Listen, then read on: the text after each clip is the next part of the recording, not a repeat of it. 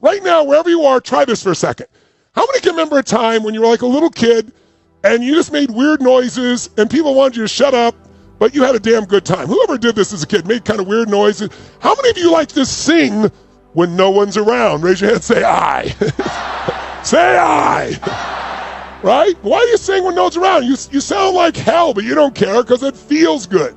Because singing using your voice changes your body. So right now, just do me a favor. Wherever you are, don't care who's there, make the sound of total excitement, like you're excited out of your mind like a little kid. Go ahead, go for it, come on. Come on. Come on, Steve Cutridge, you can do it, I'm watching you. Good job, good job. Tinto, where's the energy, brother? I like your hat, but where's the energy?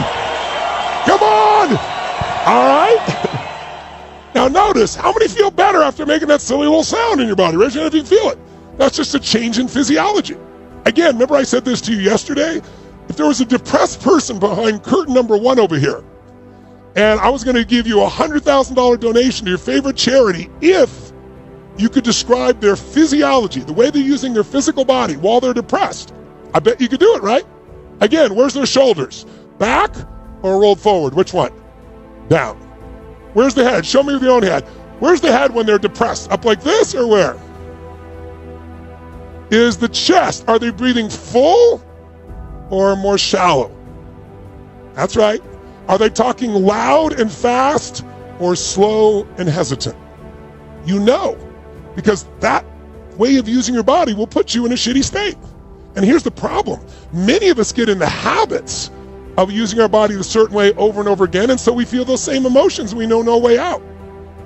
But if your identity was, like for example, if your identity is, I'm conservative and I'm quiet, then when somebody's being really outrageous, like, oh my God, I could never do that. But when did you decide you were conservative and quiet? How many decades ago? And you know, would you use the same software from 30 years ago, 20 years ago, 10 years ago? Would you even use the same phone from 7 years ago? Hell no. Because you know I want to upgrade. But most of us don't upgrade our identity and we don't upgrade the habits of our physiology. So the way you move is one of the things that defines the way you see yourself. I don't know. I think everyone has greatness. I don't like that separation. I respect it because in sports, I think it's really easy to measure. But sports is one aspect of life. You know, I think everyone has the opportunity to be great. To me, being great is being outstanding, to stand out from all the rest. And as you know, in sports, it can be by, you know, a few microseconds, right? You know, in the Olympics, you know, it could be a nose hair and you stand out. If you stand out, you show other people what's possible. Not everybody likes that. Some people get angry and think you're showing them up. Other people get inspired. I've always been inspired by somebody who's the best in the world at what they do. And so I think greatness is somebody who just will not settle and finds a way to do, be, share, and create in life what they want, as opposed to fitting in. I think most people are trying to not be rejected. I wrote in this book, I took a quote from Aristotle saying, you know, how do you really live your life? Well, if you don't want to upset anybody, it's really simple. Don't do anything, don't say anything, don't be anything, and everybody will like you. You know? But if you want to have a quality life, I think you just have to put yourself on the line. And so to me, greatness is people that put themselves on the line, they keep growing, they won't settle. The number one reason we don't achieve success and we resign ourselves to mediocrity and we get swallowed into failure and discouragement, and it becomes sometimes so deep that we can't see the possibilities that our lives could be. I mean, your life doesn't have to be your current life 30 days from now, but most people can't see that. And the number one reason is this word called grit. Researchers say the number one defining factor of whether we become successful or average is whether we have grit. Grit is the ability to stay true to your vision and not dilute it when you get laughed at. Grit is the ability to try an innovation, experience failure, and to say, I'm going to continue and I'm actually going to learn and use that experience to get me closer on my path to the mountaintop. I used to say that before I had children, I had 8 theories about how to raise children. And now I have 8 children and no theories. All right? But one of the things I know about children is that no one likes being told what to do. And this isn't just children, this is all of us. One of my favorite songs is a song from when I was back in high school. Oh, give me land, lots of land, and the starry skies above.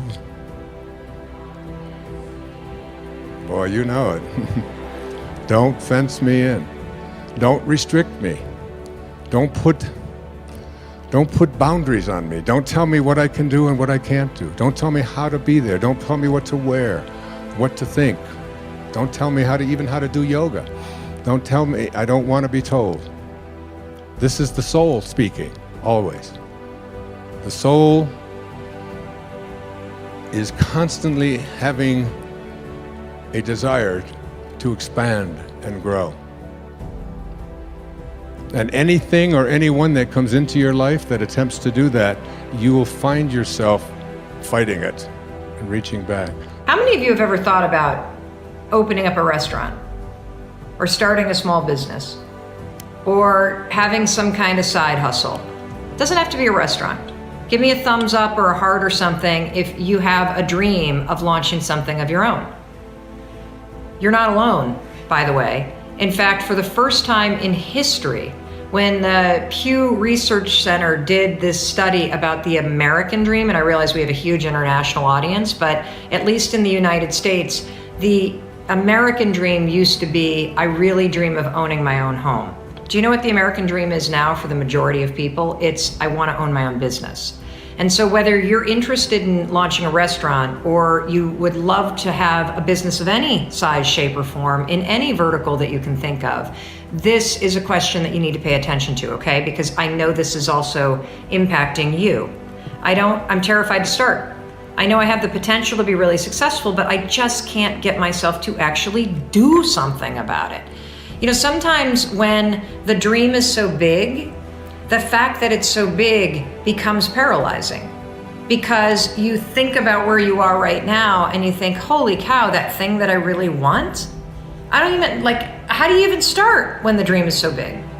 So here's what we're gonna do today. We're gonna shrink it down because you know me, I am all about simplicity. I'm all about making sure that the advice works for you because if it doesn't work for you, you're not gonna do it.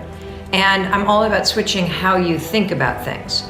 So Diego, first of all, I don't want you to think about opening a restaurant. I don't want you to think about launching that business because that's something that will happen a year from now. What I want you to think about is I want you to shrink your thinking. I want you to think about researching a restaurant. I want you to think about preparing to launch a restaurant. I want you to think about learning about launching a restaurant. Do you see how just saying, I want to learn about launching a restaurant changes how you feel versus I'm launching a restaurant, which feels so big. You're just in a phase where you're learning and researching this idea, which all of a sudden takes all the pressure off, doesn't it? You're not a hero in your own eyes. You're not someone who you respect.